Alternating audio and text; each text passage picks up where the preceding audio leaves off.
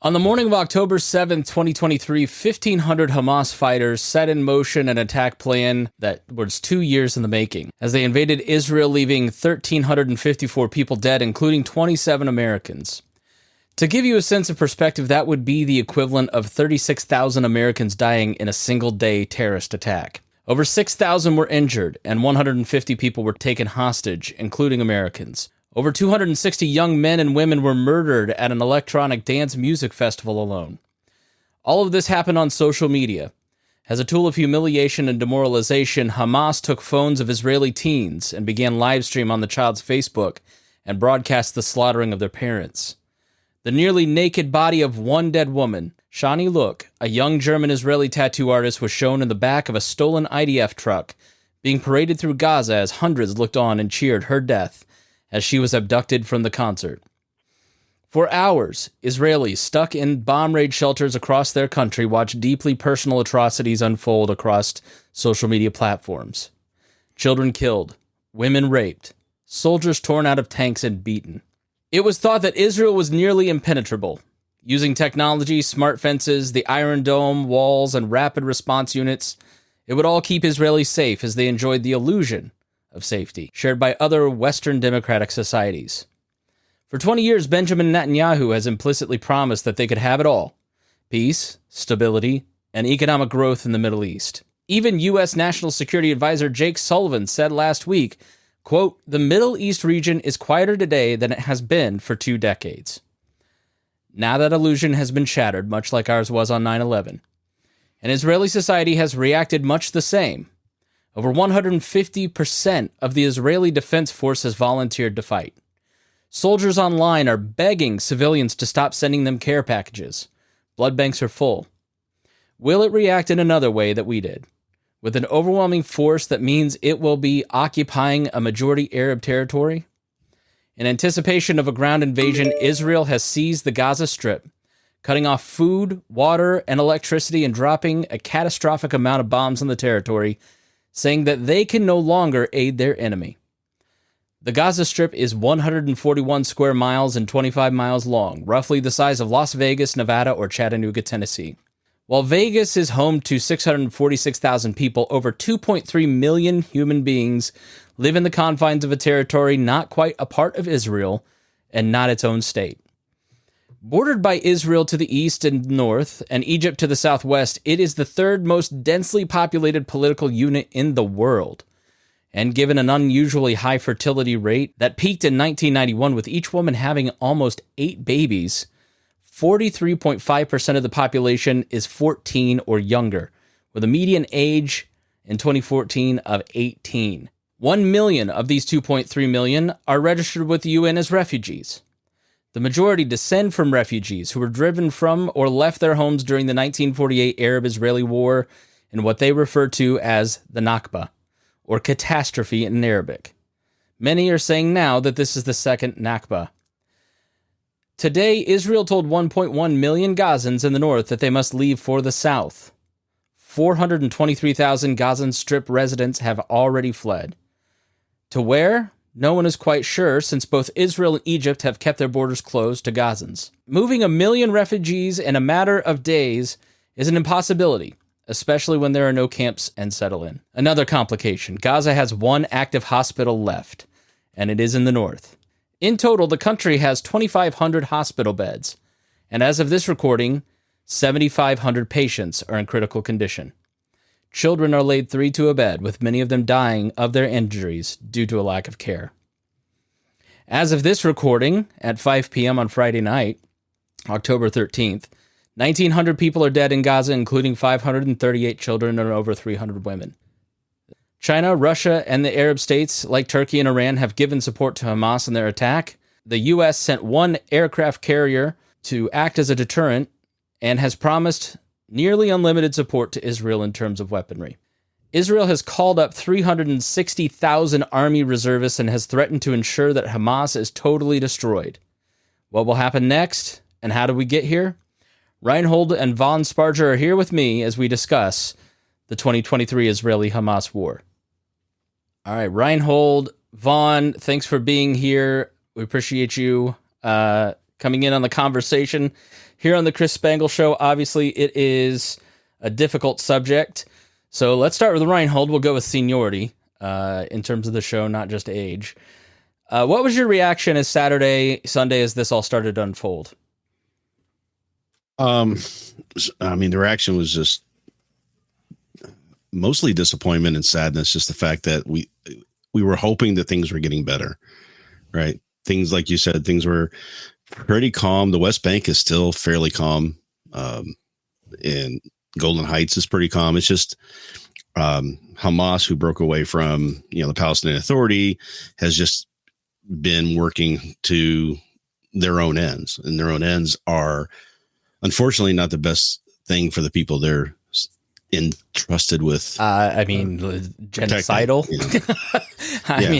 They want to eliminate the state of Israel. That's their stated goal, right? That's whereas everybody else in the area has started to come to the realization that they need to all start living together and figuring something out. That's why I think we're having so much more success in the West Bank, because the Palestinian Authority is trying to actually achieve something like that.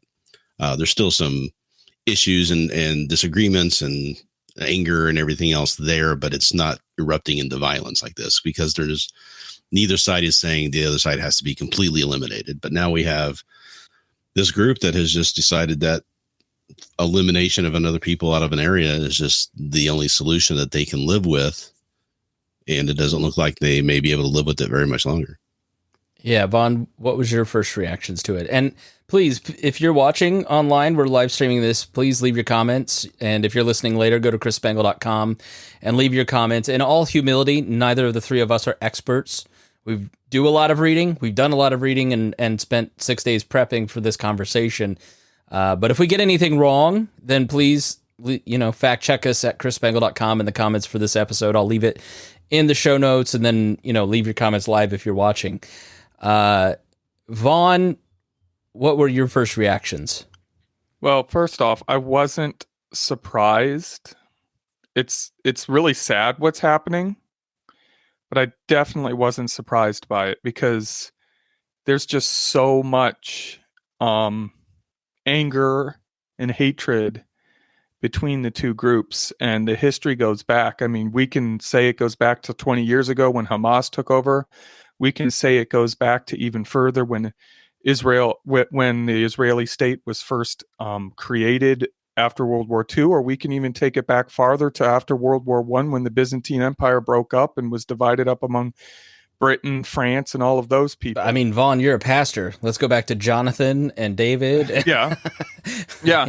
But I'm talking for modern context. I mean, Britain, when they took over that area, they created conflict between the Israelis and the Palestinians, or the Jewish people that were living there at the time, and the Palestinians, as a part of their efforts to colonize and control the area, just like they did everywhere else they were. And that created some of the basis for what we're seeing now. But it's rough, because it's hard seeing this, because most of the people being impacted by the violence aren't involved in it. Yeah. They aren't the ones perpetrating it. They're not the ones who they're not the ones killing people. And the people, once again, just normal people, are once again finding themselves between two forces who are very aggressive and attacking each other. Yeah, I'm not trying to both sides of this, because I think that's a cop-out, right? I think there's a tendency, Americans have a tendency, especially in the digital age, to want to know where they stand morally. Maybe this could kind of be our first topic, but Vaughn, what am I supposed to release as a statement, right? Where we'll play a comedy video to lighten the mood later, but yeah, I think that's like, which side am I on? Help me pick a team. Well, we want there to be, this is the good guy, and they only ever do good things. They've never done anything bad. And this other side is the bad guy. They've done all the evil things, and they've never done anything good. And that's not real life. Yeah, especially not in war. No, it's not. And you study any war, even the wars where the U.S. was the good guy. And let's not get into arguments about that. But even in where we'd say, okay, yeah, the U.S. was the good guy in that war, we can still find lots of things that happened where the U.S. did things that weren't good. And we're going to see that in this conflict as well.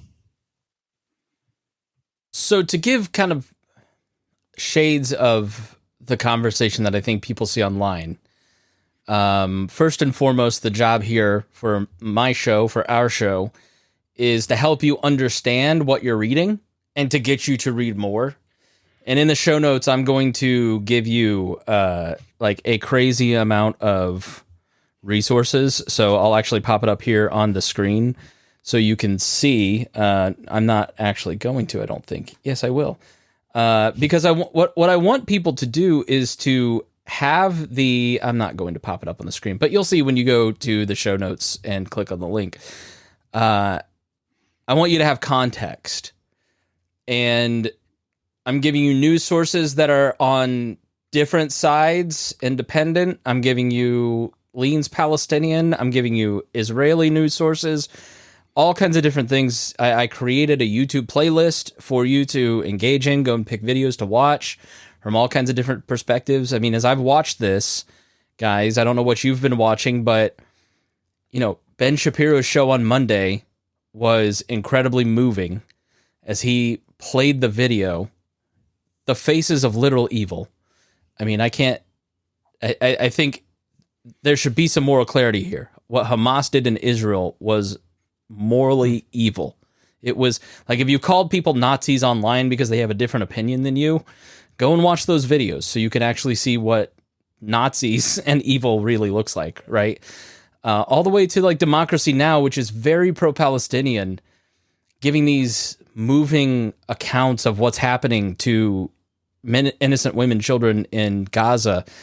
And you walk away when you watch these different sides. It's not binary. It's tragedy and evil and the human condition in all of its splendor and terribleness. And what you don't see a lot of is there's a lot of video and stories out there of both sides of this, both victims of these conflicts coming together and helping each other, both on the Israeli side and the Palestinian side, trying to help each other, and a lot of good stories like that, but you're not going to hear them right now because that's not what sells clicks. You know, that's, people want to know what's going on. They want to know the outrage, the terror, the horror. They want to see that stuff. So unfortunately, that's going to get lost in the shuffle for a while, but I think it'll come back around again at the end of the day. And we'll start to see that most of the people involved here aren't interested in destroying the other side. They aren't interested in hurting anybody. They just want to live in a way that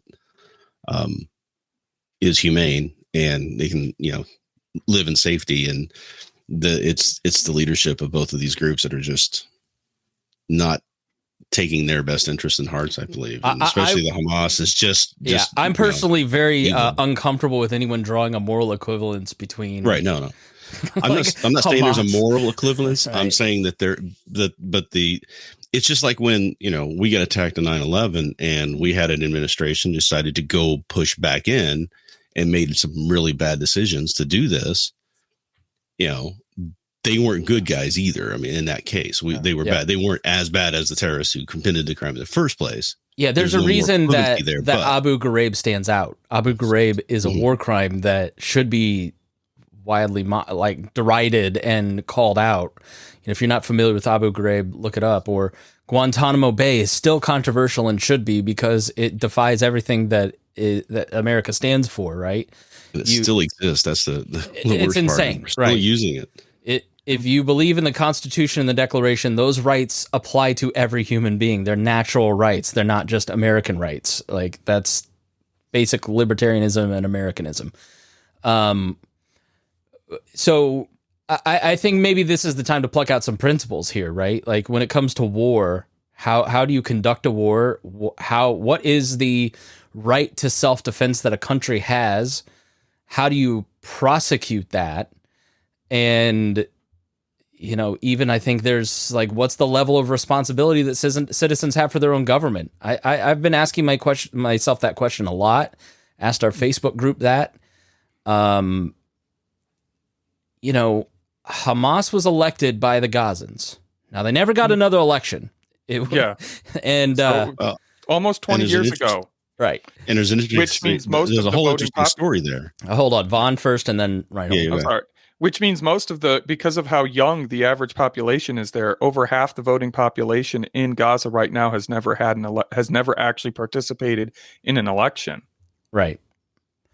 And then, in democracies like America or Israel, you keep voting in populations that keep bombing, right? Like this week's bombing, okay, right? Like Israel has a right to self-defense, and they're always being lectured on proportional response.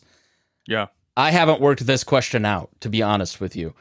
It's a very tough one. I look at it and I go, like, there's a very clear moral evil shutting off electricity and food and water to a people this vulnerable already because they've had a different set of living circumstances than Israelis.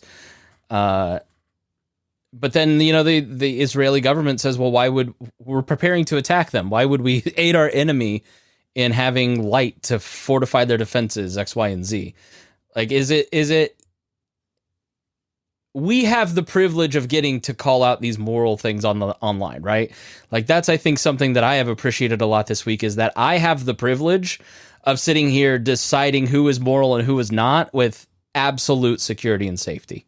My 3-month-old is completely safe, right? I don't have to make these calculations because I'm not in danger.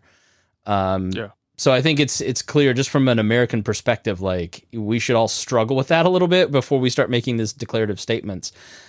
But Israel has a right to self-defense. What does that mean, and what response do you think ought to be appropriate? I mean, Vaughn, do you want to take it first? I can try, but it's such a hard thing to say, and I really do like Dion's comment there that you just popped up.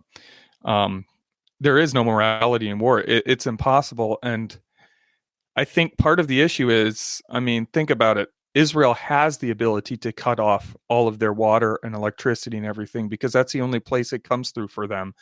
That gives Israel a lot of power over them. There's a power imbalance there, and I'm not trying to justify Hamas or anything like that, but that's going to shape what things look like, and that's going to shape how bad it is. I mean, they do have a right to attack those who are attacking them, but what does that look like? How do you determine the scope of who that includes? Is that just the leadership? How do you find out where they are?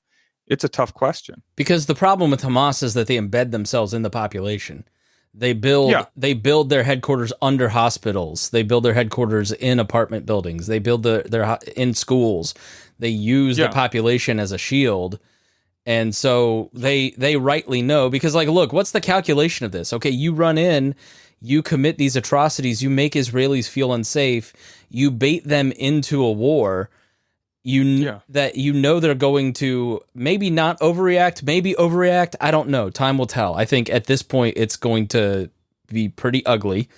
What's the calculation there if you're Hamas? Like, you didn't overthrow Israel. You just poked. You committed these atrocities and then ran back into Gaza. And now you have brought ruin on the population there. I mean, it's unconscionable to me. Yeah, I think they're trying to win like a propaganda war and get more people on their side. And I just don't think they realize that's not how it's going to work. There's a lot of misinformation coming out too, that they're pushing, and the other side's pushing a lot of propaganda. You can't really hardly trust anything online anymore. We had a lot of difficulty just kind of sourcing through some of the things we were looking into, because there's claims of there was one person claiming that the bombing of the music festival never really happened. There's that kind of stuff that's being stated out there, and it's hard to combat a lot of stuff because people just haven't really learned how to train themselves into looking at what's online and critically applying it, whether it's true or not, and finding that. But we have a history that we can look back on too, when you have situations like this with terrorism that we've personally been involved in. Like, we went into Afghanistan thinking we were going to overthrow the Taliban. Right. And we spent 20 years fighting a war there that was trying to be a situation where we didn't kill innocents as much as we could possibly do it. We tried to hold back there. We did bombings that did kill innocents that we weren't as careful about as we should have been. And after all that time, all we did was just strengthen Taliban, because now they have an enemy to rally everybody around. Look at what these people coming in doing to us. And I don't know if that's going to be the situation that's going to end up there, or if it's just going to be a case where Israel just says, we're just going to wipe it, and we're not going to care about that. And we're going to make sure that they can never do this to us again. Yeah, I think, go ahead, Vaughn. Oh, I was just reacting to Dion's most recent comment. We'll go there in just a second. I think going back to comparing this to 9/11, I think it's an overwrought comparison. I also think our own military misadventures, like maybe there's some lessons there. I think there's the lesson of don't make too many bad decisions when you're emotional, first and foremost. That would be my caution to anyone from Israel who's listening. Probably not. But that's hard to do when you feel like you're under attack. Yeah, when that illusion of safety has been shattered. But if you go back and listen to our 9/11 episode from a couple years ago, from the 20th anniversary in 2021, we essentially had in Afghanistan the leadership of Al Qaeda, and could have we demolished them with like 6 F-16s, right? Like we flew in, we have the superior air force, we destroyed that, and then we had bin Laden, and then for whatever reason, it's very murky, the Bush administration and the military let Osama bin Laden go, and they didn't capture him. And then obviously the war, the nation building piece of that was where America basically broke the country. It led to where we're at now, in all of the fighting, in Trump, in Joe Biden being president, like all of the dysfunction, right? And the idea that the Israelis are going to send in all of these troops and occupy Gaza, to me, it's more like Fallujah than Afghanistan, because in Afghanistan the Taliban fought like soldiers. In Iraq, it was a lot more house to house guerrilla warfare. That's why Iraq wasn't won and didn't go well, and Americans lost stomach for it, and it was never built up. We didn't do any nation building. We basically collapsed them into Iran's arms. And that to me is like the big lesson here is think about what you're going to do. Yeah, you may think, or you may have the right to go in and decapitate Hamas, but I don't know in history that there has ever been an example where a military of a country has gone in and decapitated the terrorist group that they're trying to subdue. Like ISIS may come close, but I think ISIS sort of ran out of steam and everybody went home. And look at the cost to Syria and the Kurds in the process of doing it. Yeah. You're never going to fix the problems that these wars are caused by with war. It just isn't going to happen. And when you're just reacting, war is the way you react. Yeah, it really takes a strong look back to say, okay, how has this really started? What was really the cause of what's going on, and how did this happen? How did Hamas get in charge of that area? Because they broke away from the Palestinian Authority. And I've been doing some reading and finding out that a lot of that has to do with some intervention that the United States did, right? Mm-hmm.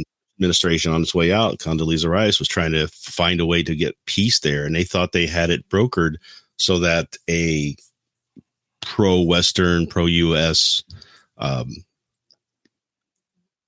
Congress could be put in place, right? So, so let me pause there. Let me give like a really broad overview. Okay, so you're gonna have to go watch some of the videos or read some books to get like the in-depth. But I'm going to give a real brief overview, then we're going to get to 2005 and answer Dion's question, right? So obviously, many of you may know the Bible stories, right?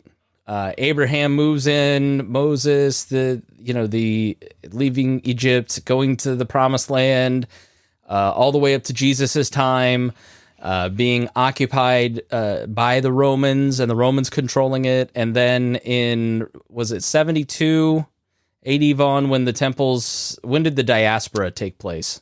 That was 70. 70, okay. Oh, very close. So the Romans basically break up the Jews and send them off into Europe, into Turkey, into all these different places. So there's the Jewish diaspora. Then then you go through the Middle Ages. And basically the Jews are the only ethnic group in Europe, okay? I'm not going to say white because white didn't exist in Europe at the time, because it was the Gauls and it was the Swedes and it was the Picts and the Anglo. Yeah, right. So it's all these different groups. But, then once Christianity comes along and the continent gets converted to Christianity, the different are the Jews. And it became very easy for the kings of Europe through the Middle Ages and the Renaissance even to blame the Jews for anything bad that happened, because they had the divine right. They talked to God. They were blessed by God. They were able to blame the Jews for the plague. Well, look, they wash their hands before they eat, so clearly they're the problem. Meanwhile, they also used the Jews for money laundering, because the popes had made it illegal to do any kind of lending. They outsourced it to Jewish citizens who amassed an immense amount of wealth. So after the plague, when everything falls apart, all of a sudden those kings start confiscating the wealth of Jews and sending them off into Central Europe, which centralizes the Jews between Russia and Germany and in Poland, which leads to pogroms. So that's kind of in the late 1800s. Then you start to get, the pogroms where you have villages of Jews, think Fiddler on the Roof, where people come in and just indiscriminately kill them, so then they become refugees. So the history of the Jews is being a people of refugees. And then they're all centralized in Central Europe. The Holocaust happens. Let me jump back. So in the late 1800s, as the pogroms are taking place, the Zionist movement starts to form within Europe. And there's the Zionist Congress that takes place. And to combat this, the Russian Secret Service comes up with the Protocols of the Elders of Zion, which is really the foundation of most of our modern conspiracy theories. I'm going to have an episode on it soon. It's a fascinating story, but this one simple story by this one guy who just needed a way to justify the killing of Jews in Russia becomes the basis of Q, the basis of so many things we've heard as libertarians about the Fed, and leads to all this anti-Semitism. The protocols were on the book, the nightstand of Hitler. Henry Ford used to promote them heavily in America in the early 20th century. But it was set off by the Congress of Zionists who start to advocate for a homeland back in Israel. Look, this is where we were from. This is our promised land. We deserve to be there. We're a refugee people. If you're not going to let us live here, let us live there. Help us. You control the region. So then the Holocaust happens. And before the Holocaust, you can go watch Ken Burns' documentary or read books like America did nothing to help anyone except the really smart rocket scientists like Einstein emigrate to America. Everybody in the administration and FDR's administration knew what was happening in Germany. The idea that the world was bamboozled by the Germans is a fiction. Every single person high up in every European government knew what was happening and refused to let the Jews immigrate. And then they let them be killed, basically. You could have opened the borders, but FDR wasn't going to take that risk. Churchill wasn't going to take that risk because the populations were so wildly anti-Semitic that you were going to pay a political price for it. So the Holocaust happens. There's also the Balfour Declaration. So during World War I, the British government basically says, you know what? You're right. You need a homeland, and it solves our problem because we can just resettle you somewhere where you won't be near us. And it sets the stage. People start to slowly immigrate to Israel. European immigration of Jews picks up in the 30s. Holocaust happens. Then 48 Israel is formed, essentially. And then there's a war. So Israel gets formed in 47, 48, there's a war, and it's Israel versus all of the Arab states around it. And they win. And during that year, you also had the dispossession of the lands of the Palestinian people that lived there, and they were forced into Gaza. And so, that's the West Bank was carved up. And then along the way, I'll put a timeline in the show notes if you want to look at it. Israel eventually takes the Sinai Peninsula. Then they negotiate it back with Carter, gives it back to them. There's the Oslo Accords in 93, where Israel agrees to actually have a two-state solution where the West Bank and Gaza would become their own Palestinian state. Then both sides do things that completely erode the trust. That means that's not going to happen. Meanwhile, Israel is settling in the West Bank, settling in Gaza, and dispossessing of Palestinians in agreed-upon Palestinian land, which angers the Palestinians. You also have Yasser Arafat and the PLO, who through the 70s and 80s basically is a terrorist who is attacking Israel, but eventually becomes a peacemaker. But then in the early 2000s realizes he's losing the Palestinian people and becomes a terrorist again, right? So it kind of gets us up to 2005 when Ariel Sharon decides that they no longer want to occupy Gaza, okay? So they uproot and move all of the Jewish settlers and the Jewish people living in Gaza and move them back into Israel and give all of their greenhouses and houses and everything and schools and everything to Palestinians, and basically then proceed to seal off Gaza over time. And that's where it gets to what Rhinehold is talking about. The Bush Doctrine was basically where the American government, George Bush in particular, thought that democracy could work in places where there were no democratic institutions. That democracy is just this wonderful idea, Vaughn, that if you just introduce the Arab people, Indians, the Chinese, anyone to democracy, that they'll love it so much that they'll feel empowered that they'll participate in it. When in reality, I think that's free markets. If you start to, I did a show with Brad Lips on foreign aid this past week, and it started to help me think about this. It's like when you have non-government organizations help local communities build businesses and build community organizations and start to build institutions, then you can start to create the conditions for democracy. You cannot just come in and overthrow elected representatives or dictators or whomever and say, you're a democratic government now and everything's going to work out. It's a foolish lesson. And if we don't like who you elect, we will overthrow them and make you do it again. Right. Exactly. And I think that's a lot of the problem is we say we want to make these places democratic, but we're not willing to accept whatever they choose. Right. Except kind of we did in this case, right? So they had another government in mind that they wanted to win that election. And they thought they had the numbers. They thought they had everything was going to be fine, but they didn't calculate on some things. So Hamas, for all of its horribleness that they do, they have been taking care of the people, Palestinian people. They build schools, they social programs and everything else to get them on their side during this time where they're getting ready to have this election. And, the election was between Abbas's basically PLO party, Palestinian Authority Party, which was kind of the establishment that had been working with the international community for a long time. And then there was the upstart Hamas group, and nobody expected them to win. And then when they won, everybody just washed their hands. It was to the point where they wanted to, they said, we think we got this, so we want the election to happen now. And they were getting pushback saying we need more time to get this set up. We need more time to make sure we get the proper buy-in from the people and everything else. And they said, no, I think we got the numbers. Let's do it. So they forced an election that really the area wasn't ready for. And it ended up Hamas won by like 54% or something like that, 54 to 40 something percent. And that's the last election that's happened in Gaza. Yeah.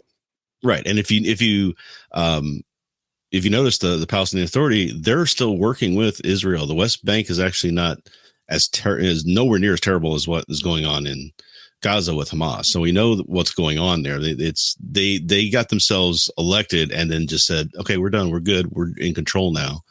And they've been making probably the lives of those people not that great either. Yeah. And they haven't had an election since. Mm-hmm. Yeah, I think there's also one thing that came out of that Brad Lips conversation about foreign aid. I was watching, a older documentary about how great Palestine was and like how beautiful it is, and it's it's on the ocean and it's near Egypt, and like Israel takes all of the blame usually for the situation of the Palestinians in Gaza, mm-hmm. but where's Iran? Like, look at Egypt. Look at the growth in the Gulf states and the oil money that has built up Bahrain, Abu Dhabi, Qatar. Like, if they really cared about the Palestinian people, why did they never help them develop any kind of civil society? Muslim states like Iran never helped them build any kind of economic opportunity. Iran and their puppet, basically Hamas, have kept the Palestinians in as much limbo as Israel has. And so, like, you think that if you were their ally, you would have done things to help them build up the Palestinian people. But, like, Hamas takes all the water pipes. Like, they have no sewage systems in Gaza, for instance, because when other states or foreign aid, like from Japan, comes in, or Israel tries to build like sewage pipes, water pipes, they take those pipes and turn them into missiles. Like, these Hamas really are truly evil people. You can talk about how bad Israel is to the Gazans, but when you look at and all the reading that I've done about how Gaza has ended up where it is the Islamic fundamentalists of Hamas using the people that live in Gaza, Iran using the people that live in Gaza. For what purpose? What purpose does Iran actually have in involving itself in Gaza or up in the West Bank, or in the Golan Heights? It is to destabilize the region because they want to kill Jews. It's not anti-Zionism. What you saw on October 7th was not anti-Zionism. It was anti-Semitism. It was wanting to kill Jews, hunt them like animals. And that I don't think can be forgotten.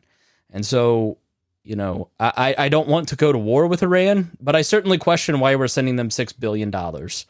And why we're negotiating with Iran when they have basically helped build these conditions in a much more significant way than I think even Israel has. And I know it's, as a libertarian podcast, we're supposed to blame America first and then Israel and then maybe Hamas.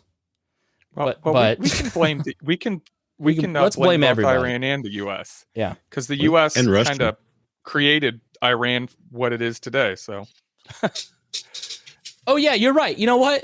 I forgot about the Shah of Iran. I know, Rhinehold, you were actually part of the CIA operation that destabilized them. You're so old, but yeah, we did create the Ayatollah Khomeini. Yeah. Did we not? You're right. Yeah. Yeah, we set that up to make that happen. So, all right, good. I'm glad we could get back to blaming America first. It wasn't like, and that's another thing, is we weren't setting out to do that, but it was just missteps and not paying attention and not thinking through. Yeah, because we were not happy. We were not happy with what democracy was doing in Iran because they were, what's the word? They were taking the British petroleum. They were saying, "Hey, all your stuff is ours now because this is our country, and the deals we had with you weren't fair. You forced us into them, so we're just taking all that back." And so then the US, to be fair, we can't do that. Yeah, to be fair, the Shah was doing some good things for the society that they had in place. They were making it very more liberal. They were giving women the right to vote, things like that. They were doing some things, but he was such a terrible tyrant in doing so that it just caused everybody, it caused this groundswell of hate against him. And then that's what led to the the religious Ayatollahs to step up and say, okay, we're done with this. And then which are far more repressive, far worse. Yeah. Right. Yeah. The nail in the coffin ended up being us taking in the Shah. If we had not said, oh, we'll give you safe passage out of the country to this place, that's what Carter did. Yeah. They may not have turned their ire against us nearly as much as they were going to anyway. And that's what really led to the hostage situation and all that stuff. And really the terribleness ever since. And that brings it back to the same reason that you were talking about how in Europe, why anti-Semitism was so popular. Well, it's the same thing for Iran. It's a scapegoat. It gives them a person thing to hate, to unite the country against, so that they don't say, hey, why is everything so bad around here? Yeah. I mean, let's explain blowback as a concept.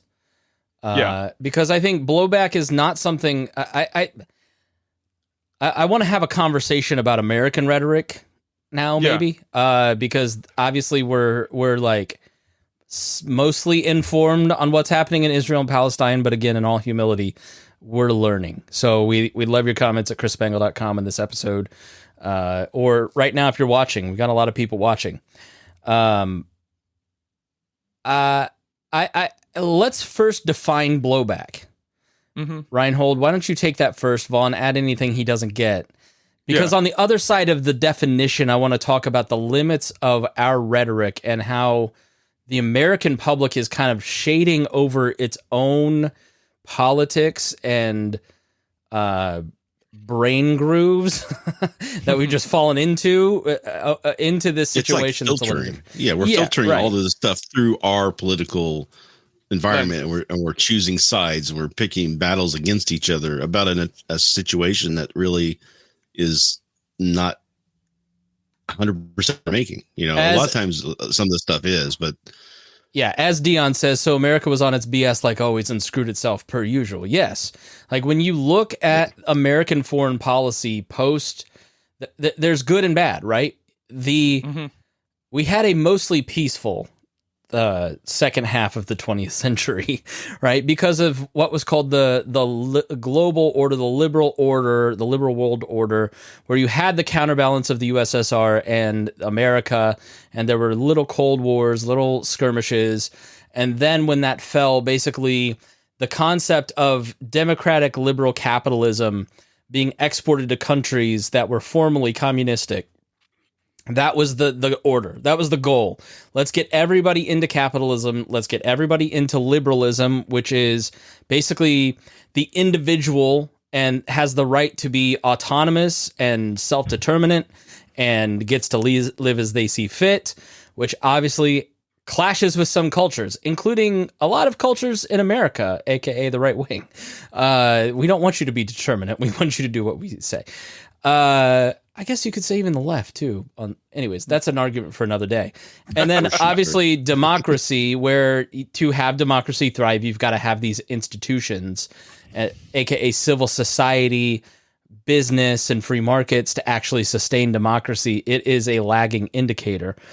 And so the liberal order basically wore out after America invaded and overthrew countries. And the world now, like Russia, Putin's been a big supporter of Israel until now, but one of the Hamas leaders was on television, I'll put it in the show notes, talking about how Russia has congratulated them, promised support, because if America gets distracted with this, then they won't help as much with Ukraine. China has come out and said there should be no further action. We don't want America doing anything. We don't want anybody doing anything. Like, everybody just play peaceful and be nice. Right. And what has happened over the last decade is people have moved more towards autocratic governments like Putin, like Xi, like Orban in Hungary, like, Donald Trump, I guess you could say, is our version of that anti-democratic, anti-liberal strain. I think he's being used. I think he's just naturally dictatorial, but he has no idea what liberalism is. He doesn't know the word autocrat. Like, he just wants what he wants. Right. So we're at a point in history where the idea that that order is breaking up. And so American hegemony, America rule of the world, America throwing its weight around, sanctioning you if you don't act the way that they want, is being actively challenged by China and Russia and North Korea and Iran and all of these different countries. And there's all these different alliances being formed as a way to counter that American-led liberal order, which is causing panic in Washington, D.C., because as they argue, the world has been really, really peaceful. Okay? The world has been very, very peaceful. But Rhinehold, as libertarians, we argue that that intervention in other places has a lot of consequences. There are trade-offs. Yes, Americans and the West are generally very safe, but what does that look like in the southern hemisphere of the world and in Middle Eastern countries? Well, usually when we've done this in the past, it's always been more for selfish reasons, not for bringing democracy to the people. That's the line we use. Is we're going to make these people better. We're going to fix their problems for them, et cetera, et cetera, et cetera. But it's usually, what are we getting out of this? What do we get? What resources are we getting? What kind of control are we getting of an area? What kind of destabilization is this going to do to people who are considered our enemy? You get Iran-Contra issues going on back to there. You got, the overthrow of the Iran at the in the 30s and 40s when all that stuff was going on. There's just so much stuff that the United States has done under the guise of being the benevolent helpers that doesn't really wash out as to the real reasons we do it. And people smell that. People see that coming. And a lot of the countries that we go to try and help are glad to get the money, but they just don't want the ties to it. They don't want us to say, okay, here's a bunch of aid, but now you have to do this and you have to put this in place and you have to do the things the way we want you to do them. And that's kind of been our modus operandi for the past 80 years. The IMF and the World Bank and the World Economic Forum, and the basically it's argued by a lot of people in Latin America that it's neo-colonialism, right? So you have a government that collapses, like Argentina right now. We'll have a show coming up on this.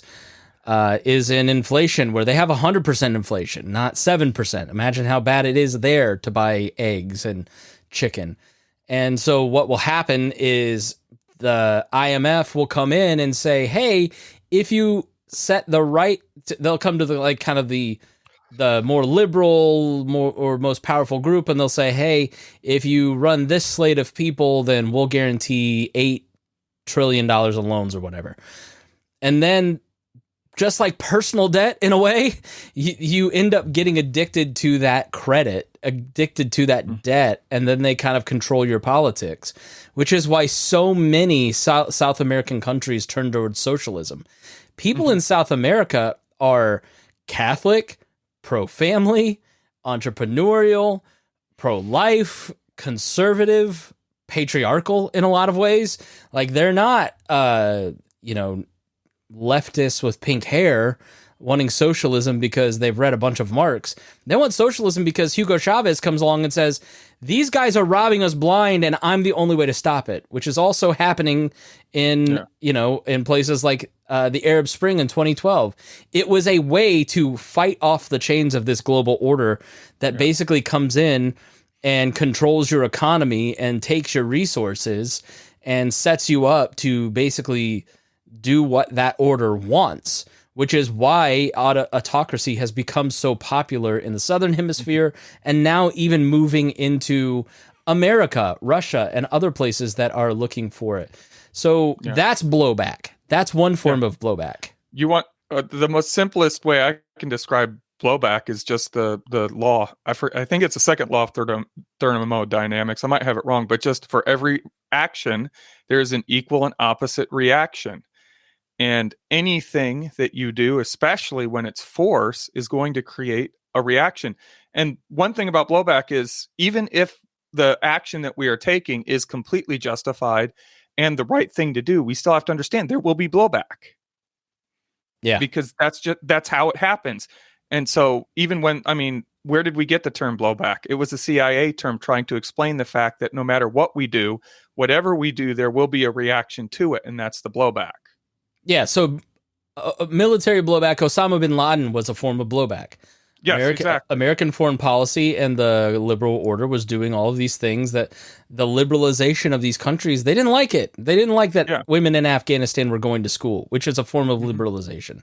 You know, in Russia, it is very anti-LGBT. That is blowback against liberalization. And when we couch the things that we are trying to accomplish overseas, when not we, but when the government couches what they're trying to accomplish overseas as liberalism, as free markets and all this stuff, but really they're doing it for their own gain, part of the blowback is going to be people not wanting those things that they claim it is.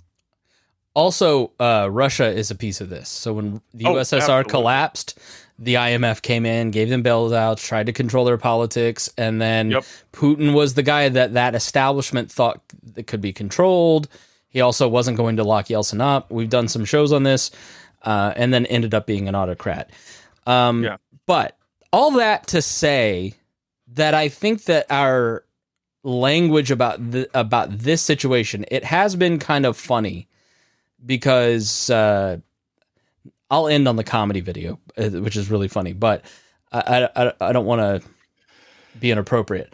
My ADD is kicking in. Anyway, so I think there's ways, Rhinehold, that we're talking about this. Like we as libertarians, for instance, will talk a lot about blowback. So we'll just like a war starts and we reflexively say, well, America shouldn't send boots to the ground. Well, America's never... hopefully not going to send boots on the ground to Israel to fight in this war. I hope America never sends boots on the ground to Ukraine. It's sending a ton of weapons because America is the weapons depot of the world, and that all is immoral.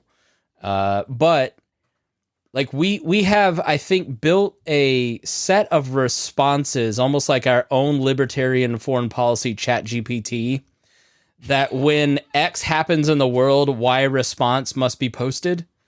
And I think that it doesn't fit in this particular instance, where it's a little more complicated, right? Like Ukraine, for instance, we had a security guarantee with them in 1993 that if Russia ever invaded them, that we would help secure Ukraine from being invaded, right? So like and Ukraine agreed to give up their basically nuclear weapons. Defense Standing. Nuclear and weapons. They gave those nukes to Russia. Right, they gave their nukes to Russia. It's a great point. So like that is a complication that must be wrestled with from the position of non-interventionism. Now you can say screw it, but there's trade-offs for that, right?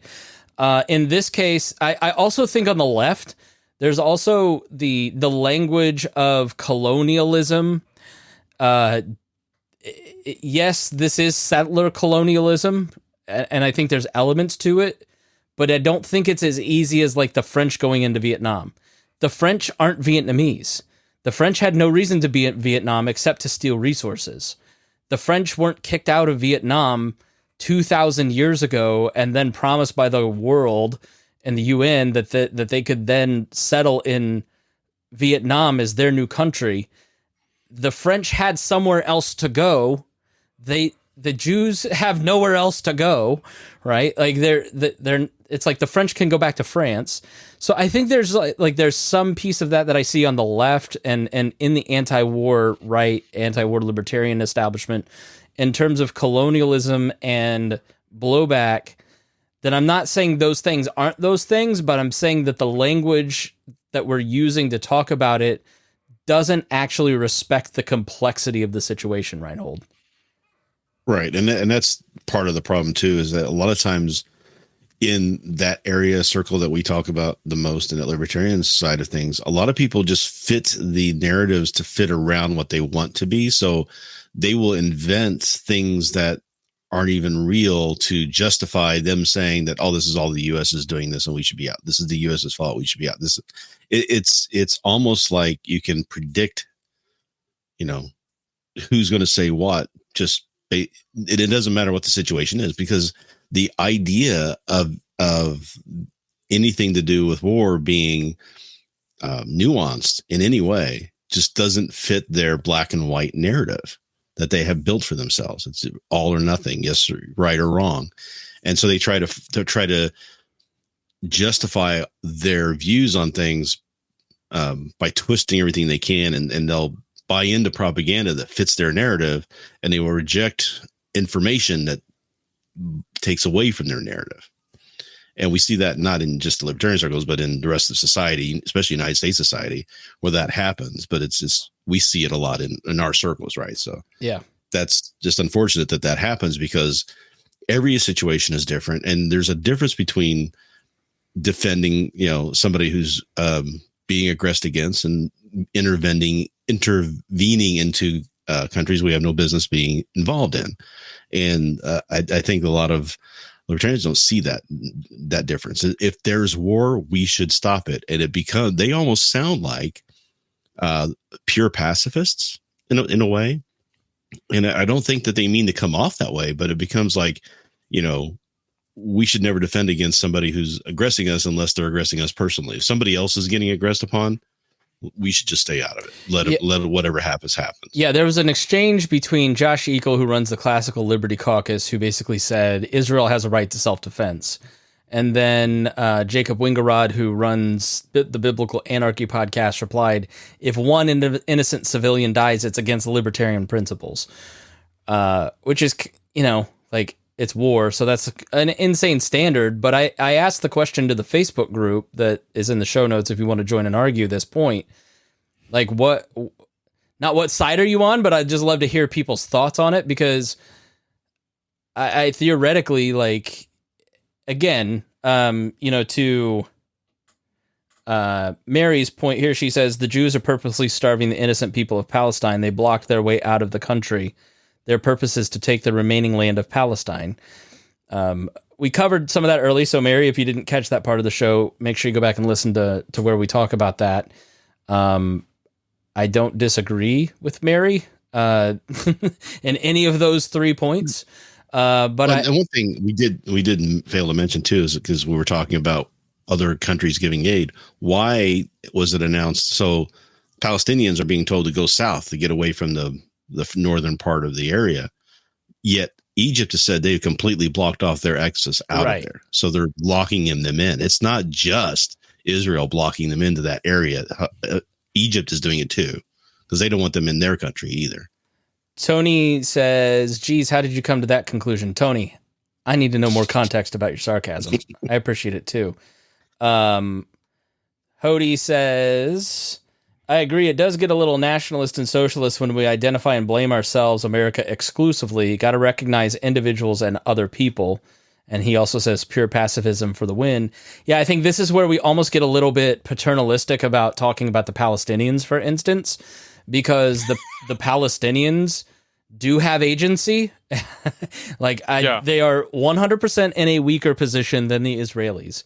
But they also have leadership that could find other avenues than killing innocent people to start a war, to get their civilians bombed, to ensure negative press, which will put pressure on. Like, the point of it was basically I heard somebody say, they think of it like, if we just make the colonizers uncomfortable enough, they'll leave Israel. Well, they wanted to create blowback. Right. They want to create the blowback so they can then use it, right? Those are fundamentally evil people. Hamas is pure evil, right? But I think the world, Israel, not Hamas, there's no arguing with them. There's no negotiating with them. Everybody in Israel that says you cannot negotiate with Hamas is right. Hezbollah, these people want to wipe Israel from the face of the planet. It's in their charters. But you look at Arafat, you look at Abbas, you look at the Palestinian Authority. They like watching this documentary about the Oslo Accords. You yearn for the terrorism of Yasser Arafat, because it was like some random car bombs, not what we saw on the 7th. When I was growing up and watching all this unfold in the 70s, I was just struck with the fact I would see these military tanks, and you'd have people on the other side throwing rocks at them. That was the extent of the fighting at the time, right? Because that's all they could do. And now they're getting all this aid. Yeah, they're getting this aid from Iran and everybody else now to try to pump them up to give them the ability to fight back. But it's like, that was the situation, in the 70s. But where I'm going with this is the scripts. as much as our response to these things, as we tried to find some moral position so we can pick a team, like the scripts of the people in power are also outdated and perverted. Just like I said about, the Arab countries could have helped develop Gaza and develop civil society to help their people out of poverty. That's not on the table. Egypt could, America could call Egypt today and say, instead of paying for $400 million in bombs to go to Israel, we're going to give you $400 million to build refugee camps in Egypt for the people that live in Gaza. That's a peaceful solution, right? And I'm sure they would go, well, we want to resettle in Israel, but I don't know. I can't solve that problem. I don't know what to tell you. It's not going to be solved in my lifetime. But like I'm saying, there have to be other ways to find peaceful solutions to these things that the American government, the United Nations, which I don't know what it does, the Palestinians, the Israelis, the Netanyahu government, like there's all these scripts that people are just falling into and repeating that continue in this cycle of blowback, and it's never going to stop, and we're just going to continue to keep killing children on both sides. Let's go to some of the comments. Dion says, you can't mind your business if your business is meddling in other people's business. That's a really good point. Anita says, the only way through is peace. Couldn't agree more. John says, it's one thing to keep everyone else out of the fight. It's another to jump into the fight. USA should be the ring that allows the combatants to fight. So, John, are you saying that, we kind of do set the terms? Basically, we have them on a leash. Mary says, basically, I made the point that that Hamas wants to kill Jews, and she says as much as Israel wants to wipe Palestine off the map. I don't agree with you. I think if they wanted to, they would have done it decades ago. They have the power, and they have, yeah. There are elements within Israeli society and Israeli government 100%. that want to do that. Just like there are elements within the Palestinian society and government that want to do that. Hamas. Unfortunately, Yitzhak Rabin was assassinated in 1993 for signing the Oslo Accords, for being the Israeli prime minister that said they deserve their own state. He got killed by the right wing. Mm-hmm. It's just in Palestine right now, Hamas, those who believe that are the ones in authority, in power. Anita says, no teams, innocent people keep getting killed on any side is wrong. There must be compromise. So yeah, I think we all feel that way. I think it's politics, man.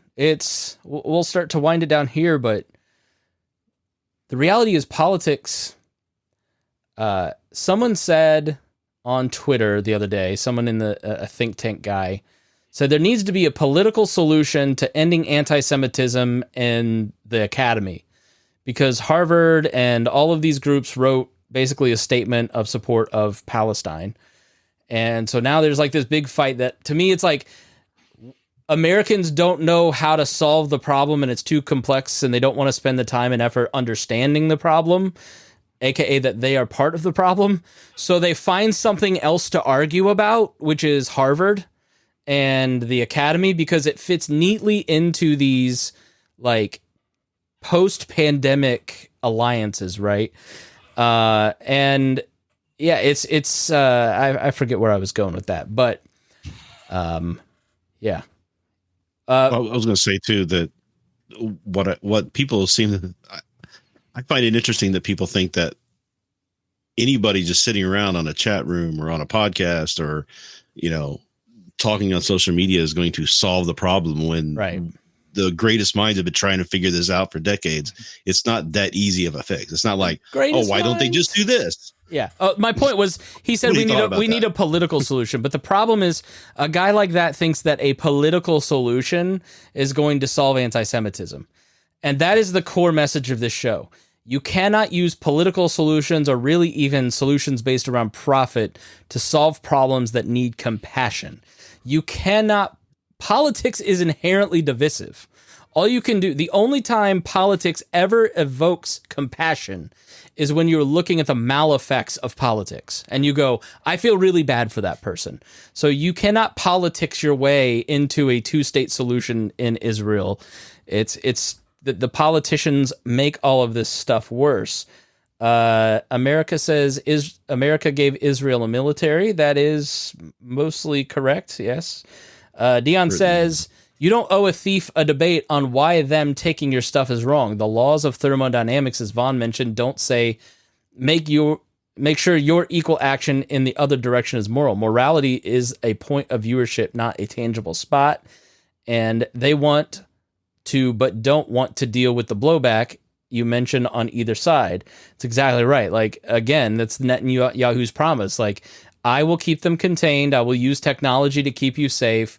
You can live like Canadians and have this peaceful society and then we'll leave Gaza alone. They'll do it. We'll give them electricity and food and water. And then we'll just let them, just hang out, and we'll block them. And they don't have the same restrictions or rights or travel. Like, it's insane. So like, I don't think that there's, I think blowback, people immediately ran to, well, if you keep them in an open air prison, of course, the Hamas is going to run in and cut babies out of mothers' wombs.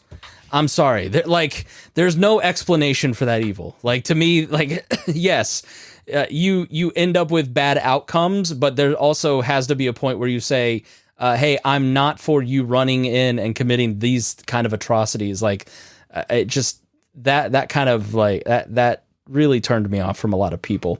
Yeah. Well, just because you can predict a certain blowback might happen doesn't mean that it's morally justified. It's just what might happen.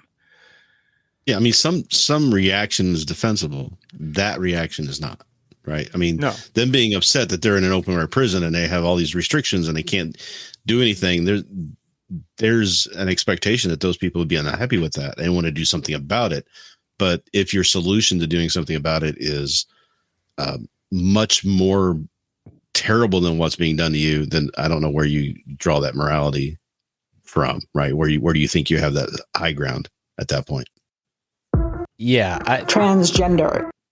Epic times. Did you hear that? Don't. I know. It's what's China saying today? I guess we didn't really flesh this out. I mean, now we're going to be self-centered Americans, but like, it's really, we touched on it. Like, it's really hard to know what's true. Like, it's very obvious. If you go and watch that Ben Shapiro episode where he plays basically 45 minutes of the atrocities, you can see with your own eyes. But then he also posted the Israeli government released the photos of the burned babies, which then somebody on Twitter put into one of these AI checkers, and it says it's AI. But then when I put it into the same checker, it said it was not AI, right? So it's like, but the guy who said it's AI and all the right-wing anti-Semites are dunking on Ben Shapiro because he posted fake news when they didn't do their own. They're just like, it's, you don't know what to believe, right? Or the picture, the other picture of the baby that he posted was supposedly like a dog in a cradle, and they manipulated the photo, and that could all totally be true. It's like the Ghost of Kiev. That was totally fake. Yeah. So it's like really hard to know what is, like, all these little gotcha points. That's why I think if you're just online, Vaughn, don't play the gotcha game of like, see this, and if Joe Biden says, I've seen beheaded babies, you shouldn't believe anything Joe Biden says, because Joe Biden doesn't even know what Joe Biden thinks and can't even tell the truth about what Joe Biden says or does. So it's like, don't retweet Joe Biden as some sort of authority. Vaughn, thoughts on reality online? Well, I mean, this is a war. And as we should learn every time there's a war, and we should have learned with Ukraine, as you said, the Ghost of Kiev, you cannot trust what you hear coming out of war zones, especially when it's breaking news. Sometimes it's going to be right. Sometimes it's going to be accurate, but a lot of times it's not. A lot of times it's going to be purposely or sometimes not purposely inaccurate because we just don't know all the facts. I mean, we have more access nowadays to instant news than we've ever had in the history of the world. But even then, just perspective of who gets the news out can change the entire perspective of what's happening. So we just have to be really careful not to just trust everything we're hearing. I thought it was. We used to go ahead, Rhinehold. So we used to have like large news organizations that would put people on the ground, embed them in there, and then we would get a lot of good information from them. And then that fell by the wayside because everybody was doing this independent journalism and using Twitter for that. Well, now Twitter's to the point where you can't trust anything on Twitter because there's nobody doing any fact checking there. And we've already seen that that's being manipulated by both sides, but especially Hamas on the propaganda stuff that they're putting out there. They're putting out videos. You see videos of this happened, this horrible, terrible strike happened. You find out it was something that happened 3 years ago. It wasn't anything related to do with this. And it's, a lot of bad information out there. And it's almost where you can't even filter yourself through it. And Musk took out all the people who were doing the fact checking. He got rid of all of them because we don't need that because everybody has free speech, right? I don't know. Community notes. Community notes seems to be he's gotten rid of them. He got rid of community notes? Yeah, he's getting rid of those. He's blocked the community notes on this whole. It's like, why are you doing this? And just because somebody did a community note that made him look bad, because he took away titles on news articles, so they just see the picture now. So everybody was making their own story on what the news article was, because nobody was ever going to click on it. So somebody did one saying that he was a pedophile, and then the community note said, well, this is just to show how bad this is. That he's not really one or whatever. And he getting didn't rid the of community notes were there, so he gets rid of that, and it's just like when you you can't trust that anymore. When you embed a link in Twitter now, it just shows you the image. It no longer shows you the information because it's a link or anything. Yeah, I don't know if it's to drive clicks. So the long-standing secret of Twitter is it's useless. If you're a digital marketer, it does nothing to help you. I don't know if he's trying to fix that problem or what it is, but he keeps claiming that it makes it look better. It's prettier. It's just, it's not the point of using Twitter. Twitter was my favorite. Twitter was good for a lot of things, especially related to this type of situation where people who were in situations like this could make statements and get their news out, get their story out. But now it's just being used by propaganda rings and all these groups of people who are taking over other people's Twitters and stealing them and using them for this purpose, and it's becoming unusable. The institutions we trusted to be telling us how things really are, when we found out that they weren't doing that, it eroded all trust in them, and just no new institutions have come about. And all of them were working for the government. Yeah, and so part of the issue there's no financial incentive for them to build that back up again anymore. It's just like when the Gutenberg press first came out. You couldn't trust anything that was printed, and over hundreds of years, institutions began to develop to tell you what was believable and what wasn't.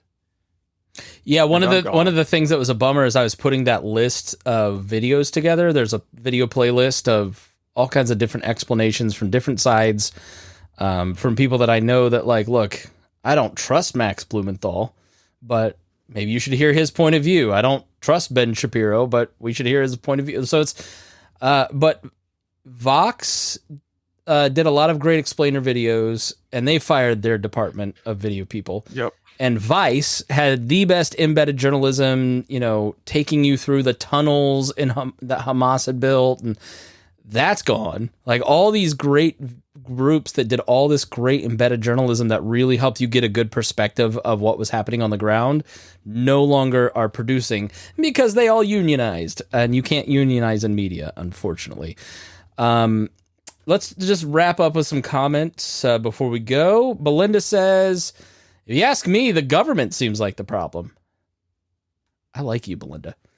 Hody says, letting go of my pacifism for a sec, I can understand defensive violence, but the target has to be the attacker.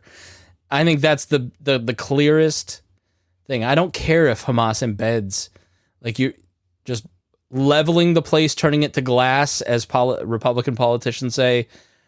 Total violation of human rights. I agree, Hody. This computer is slow and dying, and this is on a teleprompter, so I can't read it if I put it up. Oh boy. Here we go. Hold on. Let me plug this in. Maybe I can get this to work. It's on my old Mac. We may have to just skip the comments here. John says the U.S. could set up a safe zone somewhere in Gaza, Israel, the Rafah area, then give Hamas and Israel a timeline to win or come to terms. And then it just moved, of course. Let's see here. Sorry. Spitballing ideas. I think the best ideas come from spitballing on Facebook. I'm just going to say, John. If not, the refugees could make another government. That'd be good. Dion says evil is a point of perspective. If a baby grows up to be in an open air prison guard, then there's justification. It's all messed up. Anita says, has anyone here tried reaching out to civilians via X or Facebook over there? I have not. I did hear today that everybody that Democracy Now!, which is kind of a left-leaning news outlet, they have lost touch with anybody in Gaza. John Chang, the world is... Jackie says, the world is catching on to that excuse for when we butt in. We just destabilize countries, and it makes it worse. Embedded reporters are so corny nowadays. Jackie, bite your tongue. Hody says, I've enjoyed the community fact-checking over the licensed fact-checkers. I agree. I think they've been a lot more accurate. We have so many ways of communicating these days. I'd love to talk to these people without traveling over there. And Hody says, type community notes in X, may intend to delete them, but they're still very much up. So, funny video by a comedian named Ryan Long. It's fantastic comedy writing. But he puts...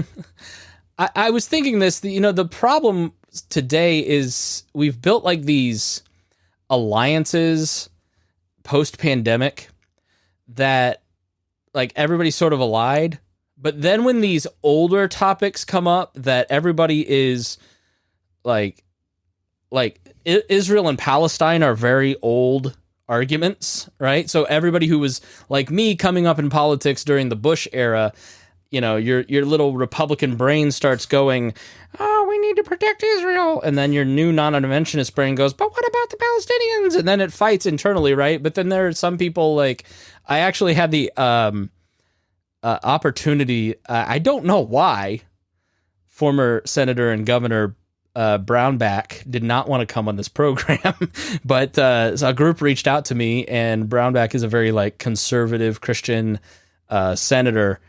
And I'm guessing his people may have just looked at my website and said, I'm not going on a libertarian podcast. Because I was going to ask him, like, why do Christians just like support Israel? Like I'm a Christian. Vaughn's a pastor, right? So why do we support Israel? Because God's covenant transferred from the people of Israel to anyone with the Holy Spirit, and everything was broken. And I know there's verses in there that say, well, you've got to honor and protect Zion, but like to me, like you're missing the point. Like, I don't know. So I think there's a group of Christians, Vaughn, that like want to usher in the new age, but I put out a John Hagee video that answers this question. Whole episode. Yeah, right. That's a whole episode. I'll let John Hagee, the pastor from Oklahoma that believes all this, answer the question. It's in that YouTube playlist. But all that to say, like, there's all these all of a sudden liberals like Matt Taibbi are now best friends with, monarchist right wingers. Like, so there's all these new alliances, but then when one of these old issues comes up, people don't know where to go or what to actually believe. And it's sort of funny to watch. But this comedian, Ryan Long, I think put it into like a really funny video that kind of makes fun of that particular point of view, and I'm just slowly padding as I try to pull this up. So here is Ryan Long. Make sure it'll be in the show notes if you want to share it. Now I still haven't weighed in on Israel-Palestine. I honestly don't know who to post. Usually it's easy. BLM, bang. Ukraine, bang. COVID, bang. Hey, did you do your Israel-Palestine post yet? I've never missed a stand. So who'd you go with? I look at my phone, I see a lot of Republicans supporting Israel. So I go, maybe stay away from that. Then I see a lot of the people we've been calling Nazis supporting Palestine. But then get this, the people that we've been calling them Nazis with are happy Israel's getting attacked. Riddle me that. But there really is no easy answer here. Did you do your Israel-Palestine post yet? No. What does your manager think of that? I'm retired. Oh, you don't have representation right now? Obviously, I was at the front lines of getting mad at Kanye West when he was doing the anti-Semitism stuff. Everyone was thanking me for standing up for the Jewish community. So naturally, I'm seeing this happen. I go, okay, we're back with the Jews again. I see Kylie Jenner post for Israel. I think, okay, the word's in. Then boom, she's getting killed on every angle, so it's not Israel. So I start doing a bit more research. I'm seeing queers for Palestine. And generally, you want to be on the side of the queers. If you look at the things, you're not going to get in trouble if you go with what the queers are saying. Then Mia Khalifa, who we obviously support, is posting with the queers. And she's getting fired from her job. The whole reason I'm posting this is to get in better standing with my job. And by the way, I started to see the your silence is noted post popping up, so we're running out of fucking time here. If you had to pick, who would you say? I would stay out of it like I told you. But if you kind of have to choose, which is sort of what a situation I feel like I find myself in. But you don't understand, I gotta post to support one of them. I know to you, it might be like, oh, who cares what he thinks? A buddy of mine booked a Geico commercial from his Ukraine TikTok, so it happens. Feels like we like decolonizing. What is decolonizing? Is that just like killing the people? It's a difficult situation. That's literally what I was saying, man.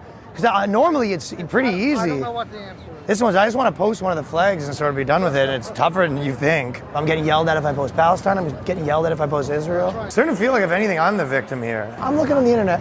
I see Jews for Palestine. I kid you not. Also, I'm watching the parades. We're talking Times Square. Between me and you, when I see a bunch of brown people having a parade, I think it's a pretty safe bet to be on their side. Never failed me before. I mean, people are probably texting each other right now, wondering where my statement is. Israel, though, probably, right? Yeah. For me, it's a little more complicated as a Gentile, you know what I'm saying? Maybe if I look at who's getting censored, that's a good place to look, like follow the YouTube warnings. And then I'm looking at UN women, I'm thinking, you know, follow the SNIS, whatever the women say is usually pretty good. They're just posting random shit that has nothing to do with it. Trans lesbians or lesbians. Can I just go with that? Just like a random blanket post. Just be like, hey, lesbos, just so you know, lesbos with dongs are still lesbos. Stop avoiding the dong lesbos. I can't, I feel like it's the wrong move.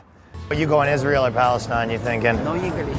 Oldest trick in the book, my friend. I wish I could do the same. Okay, so like if Native people in America took down some girls at Coachella, I'd probably be like with the natives against me, right? Like that seems right. I can talk to my representation for you if you're... No, it's okay. Palestine's got to have Jewish people there, right? Like Palestine, isn't that... Am I being messed with here? Hey, you ever seen a wealthy person or a wealthy family or a jet owner? Like, I got a jet, I'm sorry, you know. I'm starting to feel like I'm the victim. I love that line. It's the best line. I know, yeah. I'm starting to feel like the victim here. So, yeah, it was a really funny video. It'll be in the show notes. So, all right, Rhinehold, final thoughts. Just final thoughts are just, I hope that we find some sort of solution eventually at this. I pray for everybody. And as an atheist, you know what that means. So, not a damn thing. Not a goddamn thing. My heart goes out to hoping that some semblance of sanity raises its head before what we predict is going to happen this weekend happens, and maybe we don't see nearly as much atrocity and bloodshed as we're afraid is going to happen. Dion says, good job, guys. Thank you so much, Dion. Thanks for the comments. Hody says, good show. Y'all love the quick history and breakdown and insights. Thank you so much. And if you guys like this, please make sure you subscribe to the YouTube channel, subscribe to the Chris Spangle Show on your podcast app, and leave a nice comment. Let me be honest with you listeners, the Mises guys have really done a number on my comments and reviews, so please go rate and review on Spotify and iTunes. Vaughn, final thoughts. War is horrible. And it's just, I mean, we need to figure out ways to, the solutions to what's going on right now. They were things that needed to happen 25 years ago. Yeah. And war is horrible, and we need to do what we can to help people so they don't get to the situations where they feel like these are valid ways to deal with these things. My final thoughts are that it is, and one last comment, Belinda says, amen, I agree, sir. I think it's going to get a lot uglier. So we didn't really get into the future because we don't know the future. We're not going to predict it. This is not a sporting game. This is not a team sport. This is the lives of human beings. And I hope that you'll think I, as a father of a 3-month-old, saw a dad today in Gaza holding his dead 3-year-old son, and I'm still emotional about it. Seeing pictures of dead Israeli children makes me emotional. It's been a very long week for us in our house, and just having the experience of having a newborn, having a young child, and it not only do you not have as much sleep, so you're a little more emotional, you also just feel things. I think I feel things a little more now than I have in a long time. So, this is not a team sport, and you don't have to win. You don't have to go on social media and pick a team, and you don't have to feel the weight of picking the right moral side. And I think sometimes in our culture, that video so illustrates the pointlessness of trying to look the right way. You don't need to release a statement. If you don't know what to say, don't say anything. I try on these situations now. Like I said, I learned from the Covington kid, who was supposedly in the face of the Native American guy, and I was like, that Trump supporter is horrible. And then it turned out it was a totally different situation. That was a real moment for me to start listening more. And the longer I do this show, the more I just try to listen, and share with you resources that kind of make me think and see the full picture, as opposed to just trying to pick a team sport. So I would say avoid that. I think that should be a principle that you ought to live out, is just listen, try to understand your moral code, stick to your principles. I think the ridiculousness of the Israeli government saying today that 1.1 million people who have no food, no cell phones, no refugee camp to go to, no transportation, no fuel, you have to wonder, why would somebody say something like that, right? When things don't make sense, assume the worst. Why would Hamas go into Israel and perpetrate these crimes? Because they are anti-Semites that want to kill Jews. And then when they do, anti-Semites around the world start throwing bricks through windows at synagogues, and children in Britain can't go to school. Anti-Semitism truly exists, just as anti-Arab sentiment exists. But there's something pervasive about anti-Semitism that I think we all need to understand and learn the roots of it, try to root it out in our own hearts for sure. Just like I think we need to look at these situations like they're all human beings. Every one of these people that are being slaughtered in Gaza or in Israel are human beings with hopes and dreams. And we are in a position of privilege where we get to watch this and get the right and the chance to choose which side we think is better or worse, and just ignore all the other side. I mean, it's, and I think that's going to get a lot tougher, and that's going to get more entrenched. Because when Israel says 1.1 million people need to move, what they're really doing is they are saying to you that we're about to do horrible things to these people, and we want to give the people that support us some plausible deniability. We are going to go in, and you're going to see images that are deeply disturbing, that rattle you to your core. But at least you will get to say, we warned them. And so I think it's just a time when you have to think about deeply what you believe about war, what you think is an acceptable response, to learn about the issue as much as you can, to try and find understanding on both sides, to maintain your humanity. Because once we've lost our humanity, then we start to justify and make excuses for a family of 4 people on video on a Facebook live stream wondering if they're about to be shot like their little girl was just shot. That's where inhumanity leads. And so it's just a time to really think about deeply about these principles, and where we need to connect with the fact that every single human being is created in the image of God, and therefore is deserving of love, of dignity, of respect, of liberty. And what can we individually do online and in person and in our communities to create conditions that grow love, dignity, and respect and liberty for other people? Thanks so much for joining us. We really appreciate it. If you learned something, please share this with your friends. And this won't be our last episode on this, so I'd love to hear your thoughts on it over at chrisspengle.com. Please leave a comment on the platform you're watching or listening, or over at the website.